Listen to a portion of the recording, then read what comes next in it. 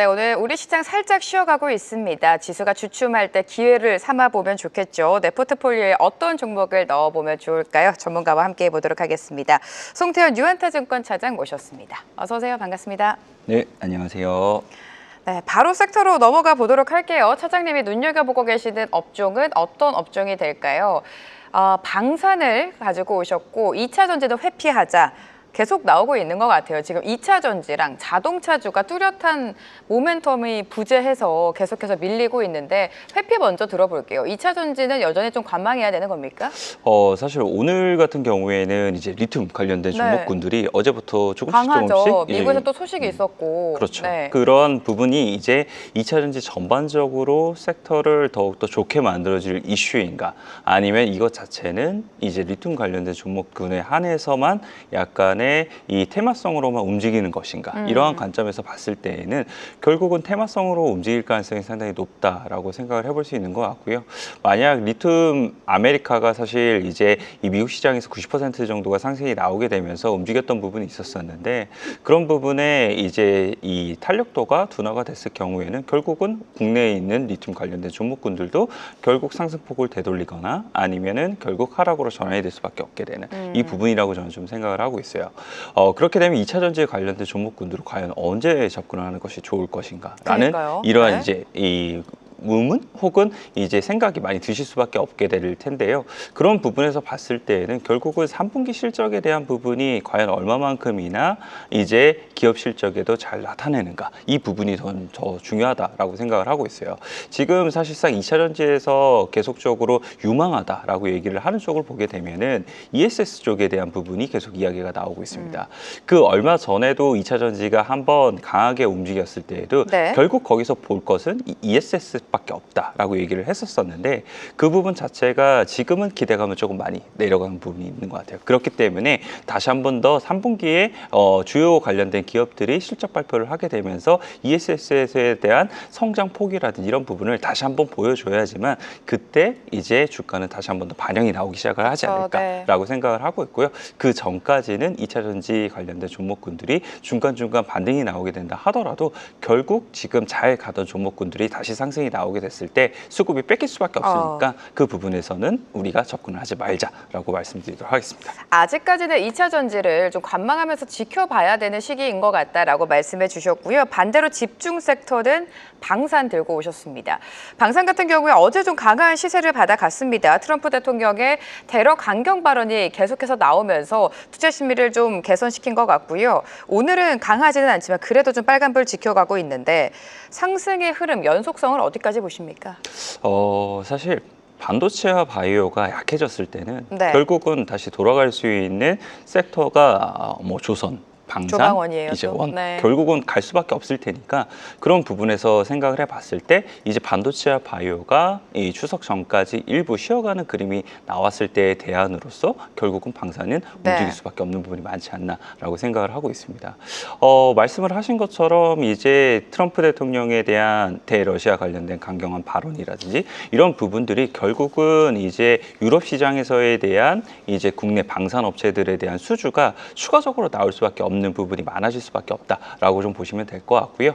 유럽에서에 대한 부분도 물론 계속 좋은 것이 사실이기는 하지만 이제는 중동까지도 이러한 부분의 수주를 더욱더 확산하고자 많이 이 횡보가 가팔라지고 있다라고 보시면 될 것 같아요. 그래서 얼마 전 보게 되면은 뭐 국방부 장관이라든지 아니면은 이제 이 김동관 이 부회장 같은 경우에도 보게 되면은 사우디 쪽에 대한 이제 중동에 방문을 하게 되고 그 관련돼서 이제 이 관련된 합자회사를 만든다거나 아니면은 현대로템 같은 경우에는 사우디 관련돼서 중동 관련돼서 K2를 조금 리모델링을 하게 되면서 그에 관련돼서 이제 수주를 받기 위해서 접근을 한다거나 이런 부분이 더욱더 많아지고 있거든요. 그런 부분이 결국은 수주로 이어질 가능성이 상당히 높다라고 보시면 될 것 같고요. 결국은 수주에 대한 모멘텀이 추가적으로 더욱더 많은 부분 늘어나면 늘어나게 될수록 결국 방산의 피크아웃의 시기는 늦어지게 될 테니까 그 부분도 우리가 감안을 해야 될 것 같고요.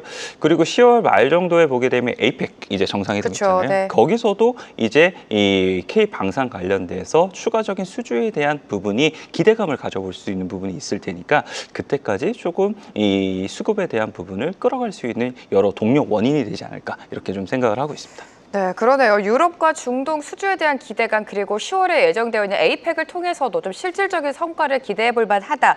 여전히 수급 쏠림은 이어질 수 있다라고 말씀해 주셨습니다. 지난주 포트와 함께 이번 주 포트폴리오 비중을 만나볼 텐데요. 일단 차장님께서 지난주에 비중을 크게 두셨던 게 당연히 반도체였었죠. 반도체랑 바이오였던 것 같은데 지금 시점에서는 반도체 비중을 좀 줄여야 된다고 보십니까? 어떻게 판단하세요? 반도체 바이오는 네. 계속 조금씩 줄여가야 되는 것 같아요. 비중을요? 예. 네. 그 이전에 보게 되면은 반도체랑 바이오의 비중이 네. 한 30% 정도 내외 이런 부분을 가져갔었었는데 지금 오늘 보시면은 15%까지 제가 낮추는 모습을 보실 수가 있으실 거예요. 물론 관련돼서 반도체가 좋지 않다, 혹은 바이오가 좋지 않다 이 말을 드리려는 것이 아니라 계속적으로 상승이 나오다 보니까 차익에 대한 니즈가 상당히 지금 높아지는 구간이다라고 생각을 하시면 될 것 같고요. 이에 따라서 반도체나 바이오에서 여기서에 대한 추가 수익을 쉽게 내기가 좀 어려우니까 여기서에 대한 자금을 일부 빼서 다른 섹터로에 대한 순환매에 조금 더 동참을 하는 것이 좋아 보인다 라는 부분에서 말씀을 좀 드리는 겁니다. 그래서 이런 부분이 결코 반도체 바이오가 끝났다라고 생각을 하지 마시고요. 네. 추가적으로 만약 더욱더 이 섹터가 강화되는 모습을 보이게 되면 그만큼 비중을 다시 올릴 테니까 그 부분도 계속적으로 보시면서 대응을 같이 하셨으면 좋을 것 같습니다. 네, 포트폴리오 비중 만나보도록 하죠. 반도체랑 바이오는 비중을 살짝씩 줄여나가면서 15% 비중을 가지고 오셨고요. 화장품이 20%, 전력기기 10%, 그리고 원전 같은 경우에는 지난주 10%에서 20%로 확대를 했고요. 앞서 짚어주신 방사는 신규로 편입을 했습니다. 중요한 건 항상 종목이잖아요. 방산주 안에서 어제장에서는 뭐 또 하나 에어로가 크게 튀어줬었는데 방산 안에서 어떤 종목을 우리가 지금 포트에 넣어야 되는 겁니까? 저는 물론 뭐 4대 방산 이쪽도 당연히 좋다라고 네. 생각을 하는데 그보다 조금 더 중소형 업체 중에 하나가 MNC 솔루션이잖아요. 조금 몸집이 작은 네. MNC 솔루션 같은 경우에도 사실 조금 더 추가적인 기회가 많지 않을까라고 생각을 해볼 수 있는 것 같아요. MNC 솔루션의 장점은 뭐 4대 방산 업체가 다 고객사라는 점이에요. 그래서 4대 방산이 수주를 누가 받게 된다 하더라도 결국은 MNC 솔루션에 대한 수주는 나올 수밖에 없는 구조가 된다라고 보시면 될 것 같고요. 이에 따라서 당연히 수주에 대한 잔고 자체가 많은 부분 늘어나게 될 거고 이런 수주를 받게 됨에 있어서도 아무래도 이제 갖고 있는 MNC 솔루션의 유압 장치 자체가 어떻게 보면 독과점의 형태를 띠고 있거든요. 네. 그렇기 때문에 가격적인 측면에 있어서도 당연히 단가 협상에 대한 부분이 더욱더 좋아질 수 있는 부분이 생길 거고 그리고 추가적으로 보게 되면은 계속적으로 똑같은 이제 관련된 수주가 나오다 보면은 이제 4대 방산업체한테 수주를 받는 것이 아니라 오히려 그냥 이제 해외에 있는 방산업체한테 직납을 받을 수 있는 거거든요. 그래서 그런 부분 자체가 영업이익률을 계속적으로 올려줄 수 있는 부분이 상당히 많다라고 보시면 될 것 같습니다. 그리고 또 한 가지는 이제 MNC솔루션 같은 경우에는 지금 현재 이 사모펀드가 가지고 있는데 그 사모펀드가 MNC솔루션에 대해서 M&A를 진행한다라고 네. 얘기를 하고 있어요. 그 M&A를 진행함에 있어서 과연 어떤 업체가 여기를 참여를 하게 되는지 혹은 그 업체들끼리에 대한 경쟁 과열이 얼마만큼 나오는지에 따라서 그건 추가적으로 플러스 알파적인 요소로서 주가를 부양을 시킬 수가 있는 부분이 생길 테니까 그런 관점에서 봤을 때에는 MNC 솔루션을 우리가 지금이 많이 오르기는 했지만 그래도 관심을 계속 갖자라고 말씀드리도록 하겠습니다. MNC 솔루션을 방산 안에서 최선호주로 가지고 오셨고요. 지금 반도체에 쏠린 수급이 순환매가 돌 때 이전에 주도주였던 조방원이 다시 갈 수도 있다라고 말씀을 해주시면서 원전주의 비중을 또 늘려주시지 않았습니까? 원전주 종목도 들어봐야겠죠. 원전주의 네. 두 번째 종목은 사실 BHI라고 저는 두 번째 종목이요. 그럼 첫 번째 종목은 당연히 두산 에너지티니까.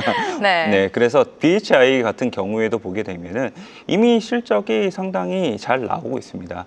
이 실적이 잘 나오는 부분을 보게 되면은 이제 LNG 관련돼서 계속적으로 수주를 많은 부분 받고 있고 열회수 보일러 관련된 부분이 이미 수주적으로 잘 나오고 있기 때문에 그런 부분에서 캐시카우의 역할 혹은 이 성장에 대한 부분을 그쪽에 이미 어느 정도 감당을 해내고 있다라고 보시면 될 것 같아요. 그래서 일부는 LNG에 관련돼서도 이 BHI가 함께 움직일 수 있는 부분이 있다라고 보시면 될 것 같고요. 원전 같은 경우에는 결국 원전 보조기기 관련된 매출에 대한 반영이 3분기 때부터 이제 시작이 되는 부분이 있습니다. 신한울 3, 4, 4호기에 관련된 이 수주를 받았던 물량 자체가 3분기부터 이제 나가기 시작을 하게 될 텐데, 이 처음에 이제 나가기 시작을 했을 때에는 사실상 그렇게 매출이 크게 찍히기 좀 어렵잖아요. 그런 부분이 결국은 2026년도에 더욱더 많은 부분 찍힐 가능성이 있으니까 2025년도는 이제 LNG라든지 아니면은 가스 관련돼서 이 실적을 조금 더 많은 부분 이끌어줬다면 2026년도에 플러스 원전에 대한 실적까지도 더욱더 이어질 수 있다.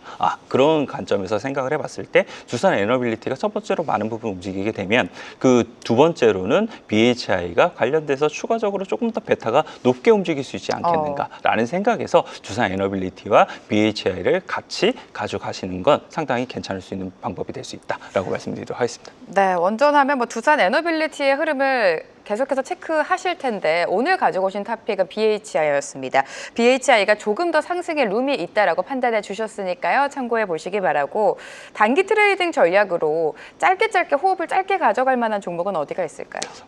저는 벤처 투자에서 갖고 벤처 왔고요. 투자요? 네, 미래에셋 벤처 투자 가지고 왔습니다. 사실 벤처 투자와 관련돼서 계속 제도적으로 더욱더 많은 부분, 긍정적으로 변하는 부분이 많이 있어요. BDC 제도 같은 경우에도 보게 되면 8월 달에 결국 국회 본회의를 통과를 하게 되고 2026년도 3월 달에 이것이 시행이 되기 시작을 하게 될 텐데, 결국 성장성이 높은 기업에 더욱더 많은 부분 돈을 몰아줘야 되고 투자를 많이 해야 된다는 게 골자예요.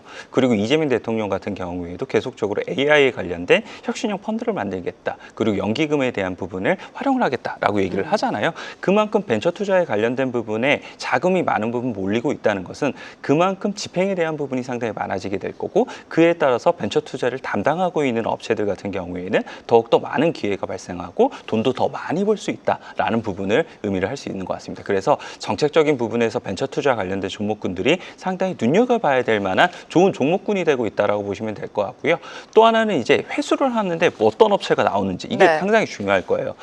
일단 미래에셋 벤처 투자에 가장 먼저 회수가 될 수 있는 부분을 보게 되면 세미파이브라는 종목이 있습니다. 이 종목 같은 경우에는 이제 플랫폼형 에이지 관련된 업체이다라고 보시면 될 것 같고요. 삼성 디자인 솔루션에 지금 해당이 되어 있는 부분이 있게 되는데, 그 관련돼서 한 400억 가까이 투자를 했던 부분이 있었습니다. 그런데 지금 하반기 때에 대한 이런 IPO가 나오게 될 것으로 예상이 되고 있고, 그 IPO를 통해서 이미 회수를 하는 것 자체가 투자한 것 대비 훨씬 더 많은 부분을 회수를 할 것으로 예상이 되고 있거든요. 그러한 관점에서 생각을 해봤을 때 미래에셋 벤처 투자가 하반기 때 투자에 대한 이익이 상당히 많이 발생할 수 있겠구나.